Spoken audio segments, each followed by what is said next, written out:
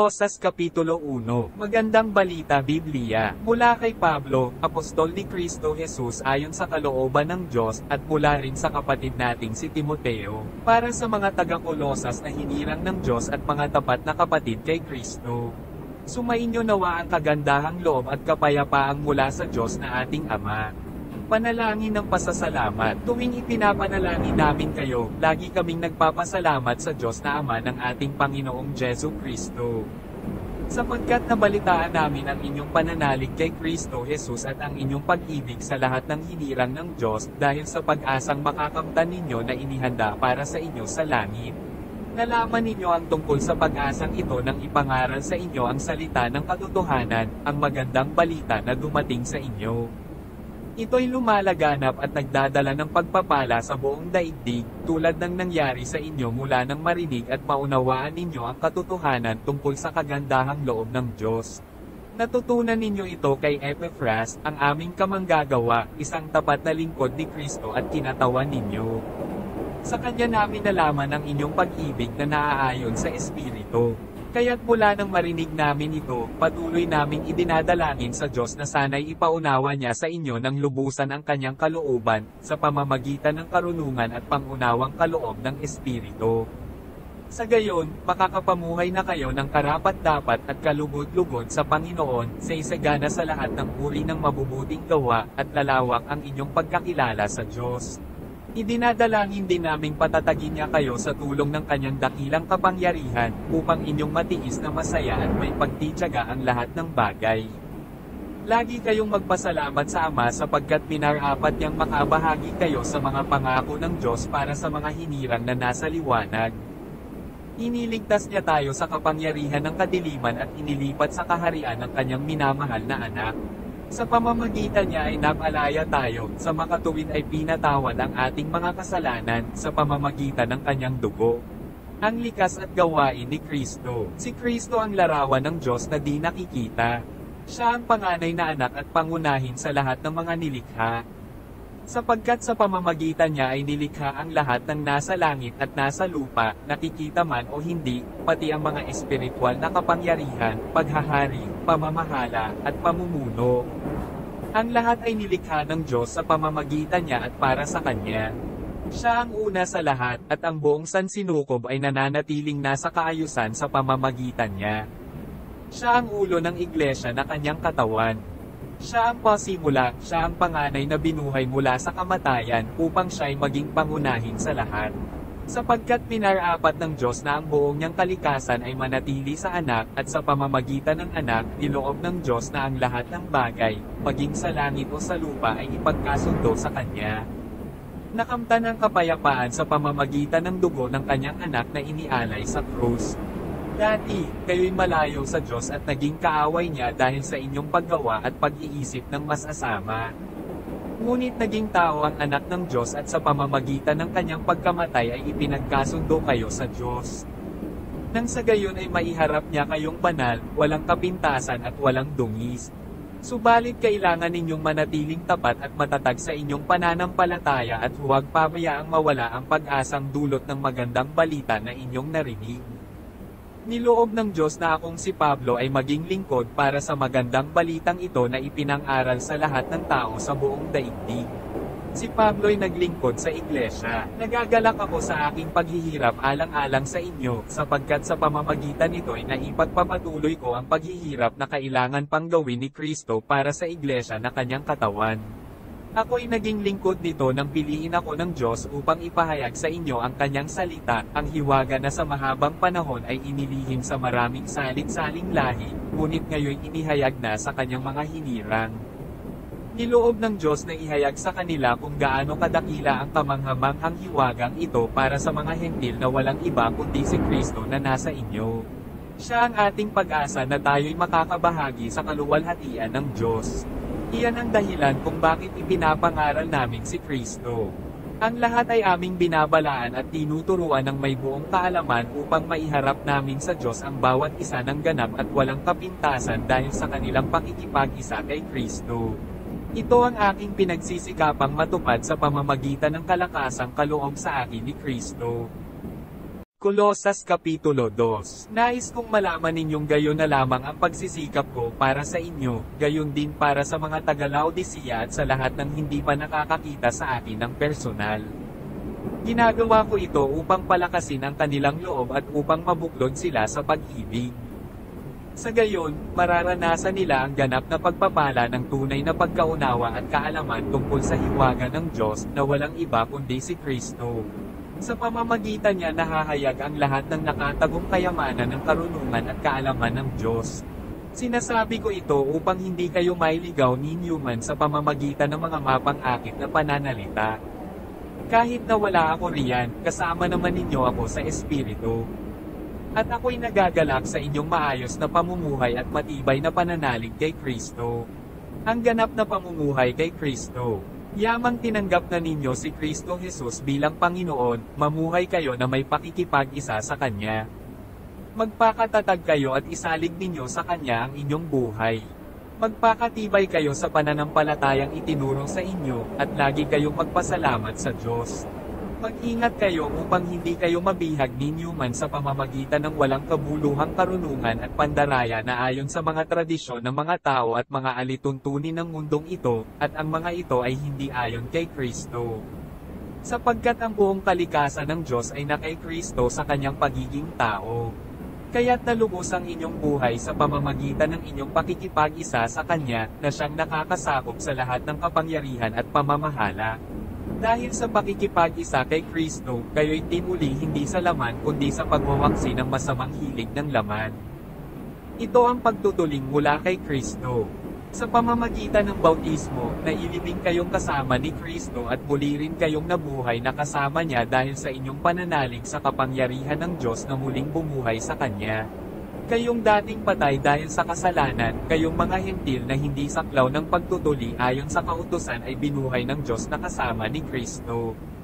Pinatawad niya ang ating mga kasalanan at pinawalang bisa ang lahat ng naisulat na alituntunin laban sa atin, pati ang mga pananagutang kaugnay nito. Pinawi niya ang lahat ng ito nang ipako siya sa krus. Sa pamamagitan ng kanyang kamatayan sa krus, nilupig niya ang mga pinuno at kapangyarihan ng sanlibutan. Ang mga ito'y parang mga bihag na kanyang ipinaroda sa madla bilang katunayan ng kanyang pagtatagumpay. Kaya't huwag na kayong magpapasakop pa sa anumang alituntunin tungkol sa pagkain o inumin, tungkol sa mga kapistahan, sa bagong buwan o sa araw ng pamamahinga. Ang mga ito'y anyo lamang ng mga bagay na darating, ngunit si Kristo ang katuparan ng lahat ng ito. Huwag kayong magpapatangay sa mga nagpapakita ng maling pagpapakumbaba at sumasamba sa mga anghel. Ipinagmamalaki nilang sila'y nakakahigit sa inyo dahil sa kanilang mga pangitain. Ngunit ang totoo, nagyayabang lamang sila dala ng kanilang isipang mapalaman. Hindi sila nagpapasakop kay Kristo na siyang ulo at may kapangyarihan sa buong katawan. Nakaugnay sa Kanya ang mga bahagi nito sa pamamagitan ng mga kasukasuan at mga litin. Siya ang nangangalaga at nagpapaunlad sa buong katawan ayon sa pag-unlad na ninanais ng Diyos. Ang bagong buhay kay Kristo. Namatay na kayo na kasama ni Kristo at hindi nasakop ng mga alituntunin ng mundong ito. Bakit pa kayo sumusunod sa mga alituntuning tulad ng huwag hahawak nito, huwag titikim niyan, huwag gagalawin iyon? Ang mga ito'y utos at katuruan lamang ng tao at nauukol sa mga bagay na nauubos kapag ginagamit. Sa kaanyuan, parang ang ayon sa karunungan ang ganoong uri ng pagsamba, pagpapakumbaba at pagpapahirap sa sariling katawan. Ngunit ang mga ito ay walang silbi sa pagpigil sa hilig ng laman. Kolosas Kapitulo 3. Yamang binuhay kayong muli na kasama ni Kristo, ituon ninyo ang inyong pag-iisip sa mga bagay na nasa langit na kinaroroonan ni Kristo, na nakaupo sa kanan ng Diyos. Ang mga bagay na panlangit ang isaisip ninyo, hindi ang mga bagay na panlupa, sapagkat namatay na kayo at ang inyong buhay ay nakatago sa Diyos, kasama ni Kristo. Si Kristo ang inyong buhay, at kapag siya'y nahayag na, mahahayag din kayong kasama niya at makakahati sa kanyang kaluwalhatian. Ang dati at bagong buhay. Kaya't patayin na ninyo ang mga pagnanasang makamundo, ang pakikiapid, karumihan, maalay na simbuyo ng damdamin, masamang pagnanasa, at ang kasakiman na isang uri ng pagsamba sa Diyos-Diyosan. Dahil sa mga ito, tatanggap ng parusa ng Diyos ang mga taong ayaw paikop sa Kanya. Kayo man ay namuhay din ayon sa mga pagnanasang iyon nang kayo ay pinaghaharian pa ng mga ito. Ngunit ngayon, itakwil na ninyo ang lahat ng galit, puot, at sama ng loob. Iwasan na ninyo ang panlalait at malaswang pananalita. Huwag kayong magsisinungaling sa isa't isa sapagkat hinubad na ninyo ang dati ninyong pagkatao, pati ang mga gawa nito. Isinuot ninyo ang bagong pagkatao na patuloy na nababago at nagiging kalarawan ng Diyos na lumikha sa inyo, upang lalo ninyo siyang makilala.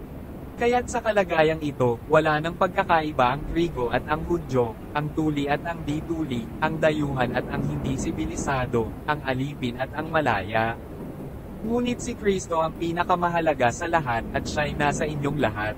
Kaya nga, dahil kayo'y hinirang ng Diyos, pinamahal niya at pinili para sa Kanya, dapat kayong maging mahabagin, mabait, mapagpakumbaba, mahinahon, at mapagtiis. Magpasensya kayo sa isa't isa. Kung may hinanakit kayo kang inuman, magpatawad kayo gaya ng pagpapatawad sa inyo ng Panginoon. At higit sa lahat, taglayin ninyo ang pagmamahalan na siyang nagbubuklod sa lahat sa ganap na pagkakaisa. Paghariin ninyo sa inyong puso ang kapayapaang kaloob ni Kristo, sapagkat yan ang dahilan kung bakit kayo tinawag sa iisang katawan. Magpasalamat kayong lagi. Ang salita ni Kristo'y hayaan ninyong lubusang manatili sa inyong puso. Turuan ninyo at paalalahanan ang isa't isa ng may buong karunungan. Buong puso kayong umawit ng mga salmo, mga himno at mga awiting espiritual nang may pagpapasalamat sa Diyos. At anuman ang inyong gagawin o sasabihin, gawin ninyong lahat sa pangalan ng Panginoong Hesus at sa pamamagitan niya'y magpasalamat kayo sa Diyos Ama. Ang pagsasamahang nararapat, mga babae, paigop kayo sa inyong asawa, sapagkat iyan ang naangkop sa mga nakipag-isa sa Panginoon. Mga lalaki, mahalin ninyo ang inyong asawa, at huwag kayong maging malupit sa kanila. Mga anak, sundin ninyong lagi ang inyong mga magulang, sapagkat iyan ang nakalulugod sa Panginoon. Mga magulang, huwag ninyong pagagalitan ng labis ang inyong mga anak at baka masiraan sila ng loob. Mga alipin, sa lahat ng bagay ay sundin ninyo ang inyong mga amo dito sa lupa. May nakakakita man o wala, maglingkod kayo hindi upang kalugdan lamang ng mga tao, kundi dahil sa kayo'y tapat at may takot sa Panginoon.